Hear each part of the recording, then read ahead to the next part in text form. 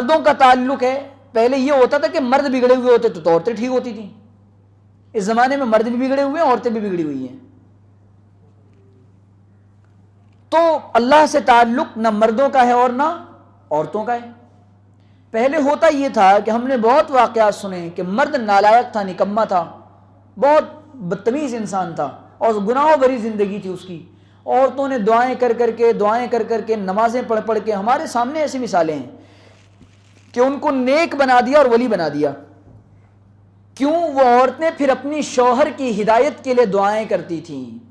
ان کا اللہ سے ایسا تعلق ہوتا تھا کہ وہ اپنے شوہر کی ہدایت کا ذریعہ بنتی تھیں اور اپنے سسرال والوں کی ہدایت کا ذریعہ بنتی تھیں.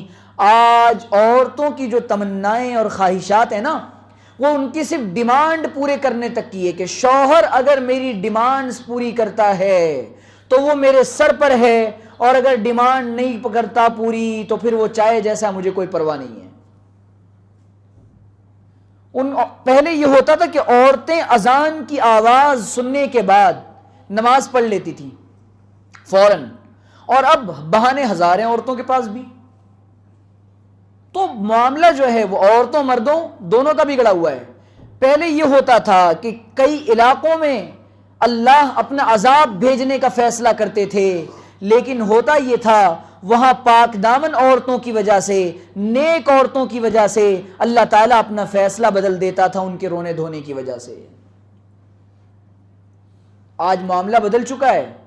مرد بدلنا چاہے تو عورتیں بدلنے نہیں دیتی. مرد بدلنا چاہے، وہ جماعتوں میں جانا چاہے، دین سیکھنا چاہے، داڑھی رکھنا چاہے، کرتا پاجامہ پہننا چاہے، نیک بننا چاہے، تو عورتیں کہتے ہیں کہ ملا گیری میں پڑھ رہے ہو. صحیح بتا رہا ہوں، یہ باتیں آتی ہیں ہمارے سامنے. ملا گیری، تم ملا جی بننا ہے تمہیں؟ جب ملا ہی بننا تو مجھ سے کیوں شادی کی؟ میں تو اس لیے شادی کر کے آئی تھی تمہارے ساتھ کہ ہر ہفتے وہ فلم جو ریلیز ہوگی وہ دیکھنے جائیں گے، اور فلانی جگہ گھومنے جائیں گے، اور یہ پکنک پہ جائیں گے، اور پتہ نہیں کیا کیا. تو جب تک اس کے دل کی تمنا جب یہ بن گئی، اس کے دل کی خواہش جب یہ بن گئی، تو نہ عورتیں سدھر رہی ہیں اور نہ مرد سدھر رہے ہیں. آج تو حالت بڑی عجیب بن پڑی ہے. ہمارے بعض لوگ مہمان جب ممرہ کے باہر سے آتے ہیں نا، کہتے بھائی مفتی صاحب کیا بات ہے، ماشاء